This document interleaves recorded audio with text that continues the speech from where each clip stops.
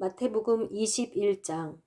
그들이 예루살렘에 가까이 와서 올리브 산 기슭에 있는 벳바게에 이르자 예수께서는 두 제자를 보내시며 그들에게 말씀하셨습니다. 너희는 저 건너편 마을로 가라.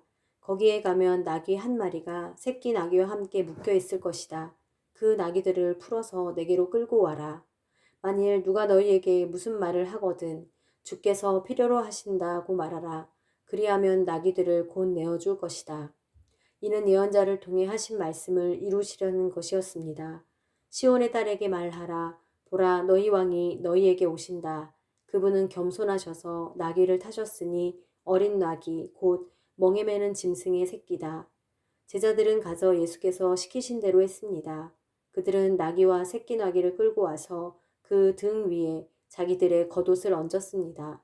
그러자 예수께서 그 위에 앉으셨습니다. 큰 무리가 겉옷을 벗어 길에 폈고 어떤 사람들은 나뭇가지를 꺾어서 길에 깔기도 했습니다. 앞서가는 무리들과 뒤따라가는 무리들이 외쳤습니다. 다윗의 자손께 호산나, 주의 이름으로 오시는 분께 복이 있도다. 지극히 높은 곳에서 호산나. 예수께서 예루살렘에 들어가시자 온 성이 떠들썩해졌습니다. 사람들이 물었습니다. 이 사람이 누구요? 무리가 대답했습니다. 이분은 갈릴리 나사렛에서 오신 예언자 예수라오.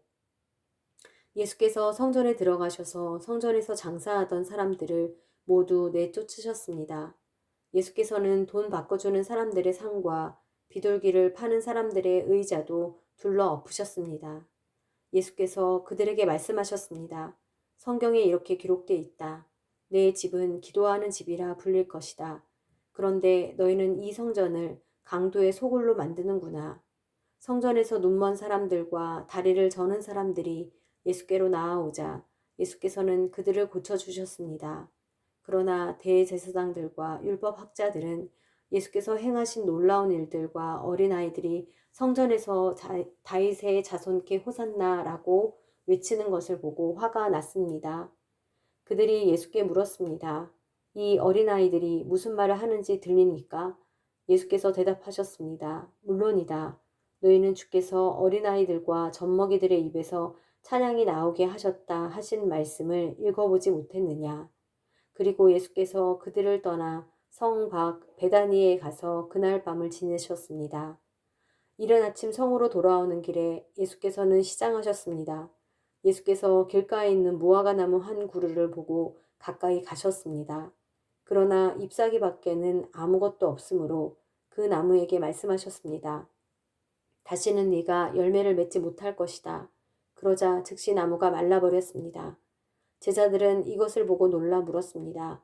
어떻게 무화과 나무가 이렇게 당장 말라버렸습니까? 예수께서 대답하셨습니다. 내가 진실로 너희에게 말한다. 너희가 믿고 의심하지 않으면 이 무화과 나무의 한 일을 너희도 할 수 있을 뿐 아니라 이 산에게 들려서 바다에 빠져라 하고 말해도 그대로 이루어질 것이다. 너희가 기도할 때 무엇이든지 믿고 구하는 것은 다 받을 것이다. 예수께서 성전에 들어가서 가르치고 있을 때 대제사장들과 백성의 장로들이 예수께 와서 물었습니다. 당신이 무슨 권세로 이런 일을 하는 것이오? 누가 이런 권세를 주었소? 예수께서 대답하셨습니다.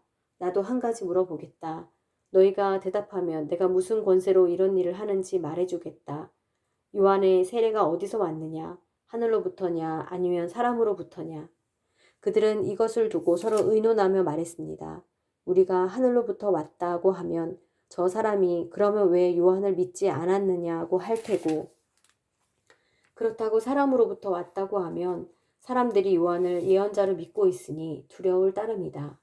그래서 그들은 예수께 잘 모르겠다라고 대답했습니다. 그러자 예수께서 말씀하셨습니다. 그렇다면 나도 무슨 권세로 이런 일을 하는지 너희에게 말하지 않겠다. 너희는 어떻게 생각하느냐? 어떤 사람에게 두 아들이 있었다. 그 사람이 맏아들에게 가서 얘야 오늘 포도원에 가서 일하여라 하고 말했다. 맏아들은 싫습니다 라고 대답했지만 그 뒤에 그는 뉘우치고 일하러 갔다. 그 후 아버지는 둘째 아들에게 가서 똑같이 말했다. 둘째 아들은 예 아버지라고 대답만 하고는 가지 않았다. 두 아들 가운데 누가 하나님의 뜻을 행했느냐? 그들이 대답했습니다. 맏아들입니다. 예수께서 그들에게 대답하셨습니다. 내가 진실로 너희에게 말한다. 세리들과 창녀들이 너희보다 먼저 하나님 나라에 들어갈 것이다. 요한이 너희에게 의의 길을 보여주려고 왔는데 너희는 그를 믿지 않았지만 세리들과 창녀들은 그를 믿었다. 너희는 이것을 보고도 여전히 회개하지 않고 그를 믿지 않았다. 또 다른 비유를 들어보라. 포도원을 만든 집주인이 있었다. 그는 포도원 둘레에 울타리를 치고 땅을 파서 포도즙 짜는 틀을 만들고 망대를 세웠다. 그리고 어떤 농부들에게 포도원을 세주고 멀리 여행을 떠났다. 수확할 때가 가까워지자 주인은 열매 소출의 얼마를 받기 위해 자기 종들을 농부들에게 보냈다. 그 농부들은 종들을 붙잡아 하나는 때리고 다른 하나는 죽이고 또 다른 하나는 돌로 쳤다. 그 후 주인은 다른 종들을 처음보다 더 많이 보냈다. 그러나 농부들은 그 종들에게도 똑같이 대했다. 마침내 주인은 그들이 내 아들은 존중하겠지라며 자기 아들을 농부들에게 보냈다. 그러나 농부들은 그 아들을 보자 자기들끼리 수군거렸다. 이 사람은 상속자다. 가서 그를 죽이고 그의 유산을 빼앗아 버리자. 그래서 그들은 아들을 붙잡아 포도원 밖으로 끌어내 죽이고 말았다. 그렇다면 포도원 주인이 돌아와서 이 농부들에게 어떻게 하겠느냐? 그들이 예수께 대답했습니다. 주인은 그 악한 사람들을 처참히 죽이고 제때에 소출의 열매를 바칠 수 있는 다른 농부들에게 포도원을 내어줄 것입니다. 예수께서 그들에게 말씀하셨습니다. 너희가 성경에서 이런 말씀을 읽어보지 못했느냐? 건축자들이 버린 돌이 머릿돌이 됐다. 주께서 이렇게 하셨으니 우리 눈에 놀라울 뿐이다. 그러므로 내가 너희에게 말한다. 하나님 나라를 너희에게서 빼앗아 그 나라의 열매 맺는 백성에게 줄 것이다.